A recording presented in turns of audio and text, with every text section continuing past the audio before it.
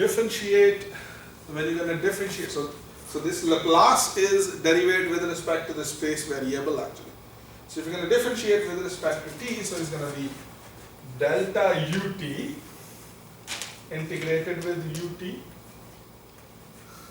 plus ut integrated with ut minus, maybe this will be minus if you bring everything on the other side, and plus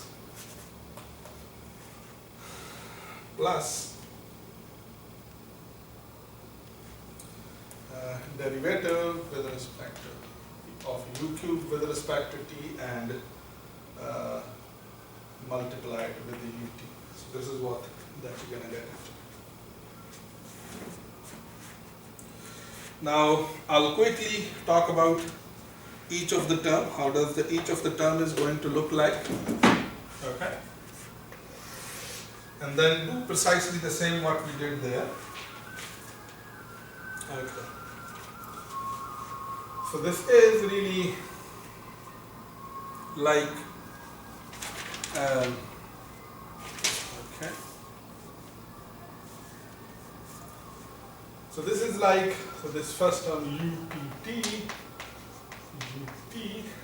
is really like that you integrate over a space this product of utt and ut with respect to dx.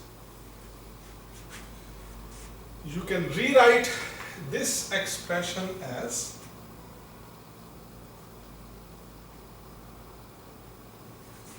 okay. So you can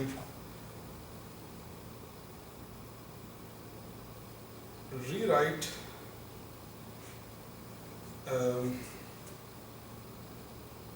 this expression as omega d by dt of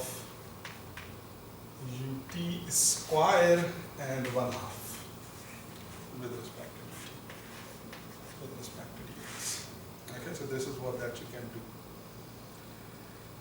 In other words, I can rewrite this as d by dt. I can pull this d by dt out. Okay, interestingly, you have to also think that what allows me to, this d by dt out of integral. Okay, and what is going to remain is going to be 1/2 of the space integral of ut square with respect to the space variable. So this is going to be really the L2 norm square of the ut actually, obviously 1/2. Okay, so you're going to get 1/2. So this first term is really going to be the 1/2 of ut square. Okay, this is what it is going to be. So this utt ut. What would be the second term? On second term, I can again apply, we have the smoothness actually, I can apply the integration by parts and I can say that this is going to be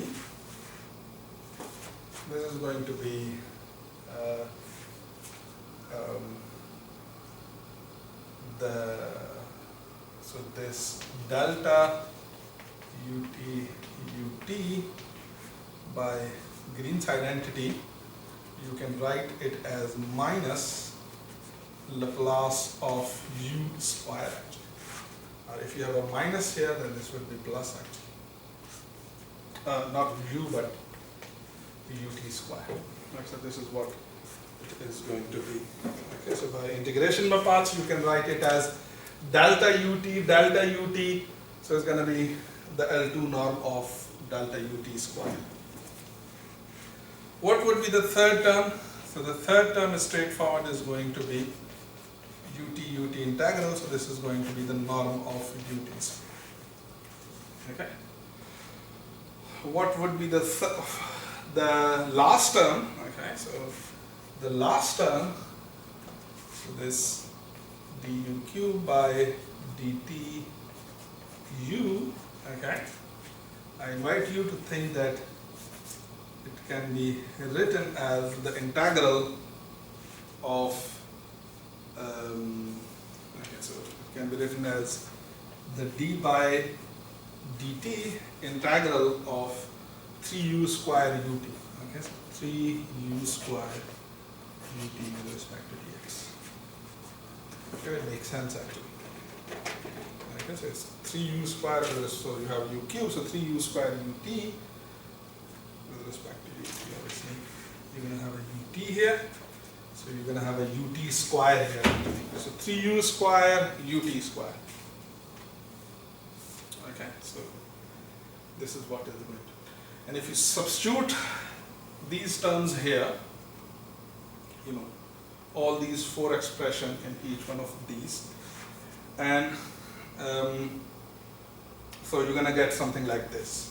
So you're going to get something like this. So you're going to have 1 over 2 d by dt of norm of ut square, okay, plus if I keep these positive terms, okay, so these two positive terms on one side and send this on, because all of this is equal to 0, on other side, okay, so what are you going to get?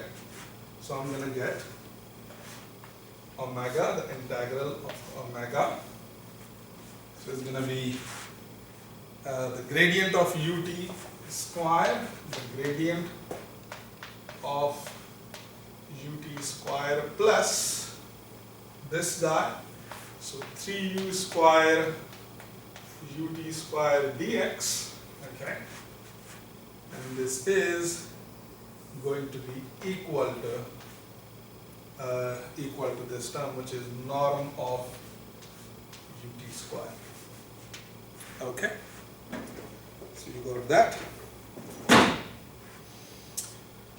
Now, if I again apply the Young's inequality for, say, a equal to ut square, b equal to 1, and pq equal to 2, then I can estimate this by norm of ut power 4, okay, ut power 4 and everything divided by 1/2 plus 1/2. So this is what that we're going to get. And we are done. So we are done now. Okay? So 1/2 d by dt. So this entire sum, each one of, both of the terms are non-negative, so I can drop this term, so I can say that if the sum of these two terms can be estimated by this, then each one of terms, since everything is non-negative, can be estimated by this. So I can say that I have 1 by 2 d by dt of ut square can be estimated by 1/2 of ut power 4 plus 1/2. Now, remember, what was our y of t? So our y of t was ut squared. Okay? So with this notation, this is going to be, so this is like 1 over 2 dy by dt can be estimated by 1 over 2 y of t square plus 1/2. So if I compare this guy with this differential equation inequality, then, and this is like, this inequality is true for any time t actually, so everything is depending on any time t, okay, non-negative time t. So if I compare with this, so my a1 is really 1/2, okay, my a2 is also 1/2, and my h of t is really 0, because there is nothing else except it. So in other words, I have a version of this inequality. So for my y, such kind of inequality is satisfied, and this estimate is satisfied for all t bigger than or equal to 0. In other words, it's true for all real line from 0 to infinity. So therefore, this lemma tells me that my y of t goes to 0 as t goes to infinity. And what does this concludes?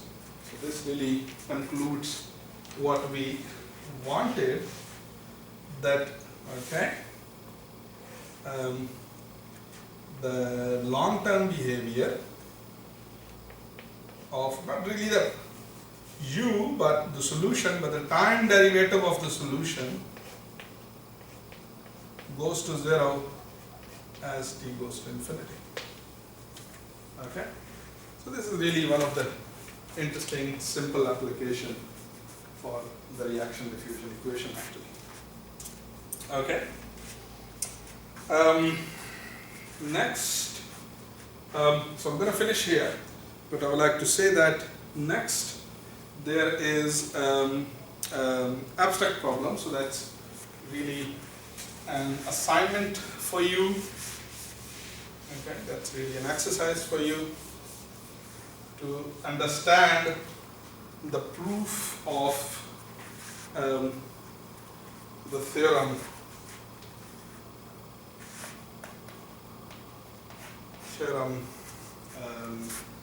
by the way, okay, so theorem 6.2.1 that talks about a problem ut. So you have to see the details from it. So ut plus a of u equal to f of t, and u of 0 is u naught.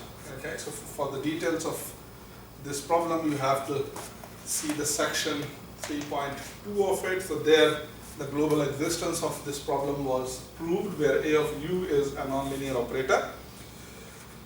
So this is really a class of the problem, and f is so you have to see that in theorem 6.2.1. Okay, so theorem 6.2.1 says that for this problem, okay, so I'm not writing the whole details of it, you have to read it for yourself from the book. Using the previous lemma, what you can show that the trajectories of the solution, not even the derivative, but the trajectories of the solution in h norm goes to 0 as t goes to infinity.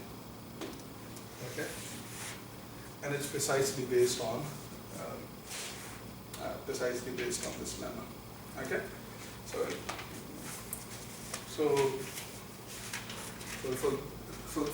your task would be to basically go through this proof. Okay, first go to the section 3.2 and see what are the details of the problem, and try to make sense of this result. And this result kind of shows that for a larger class of the problems, for this class of the problem, where A is some suitable nonlinear operator, I think A satisfies some monotone property and coercitivity properties. Okay. For each such AFU and this forcing factor, depending on time, the solution always decays actually. Solution always decays, it goes to 0.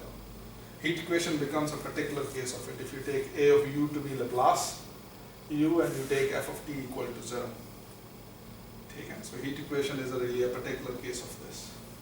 Anyway, so we'll carry on this in our next discussion. Thank you. Bye-bye.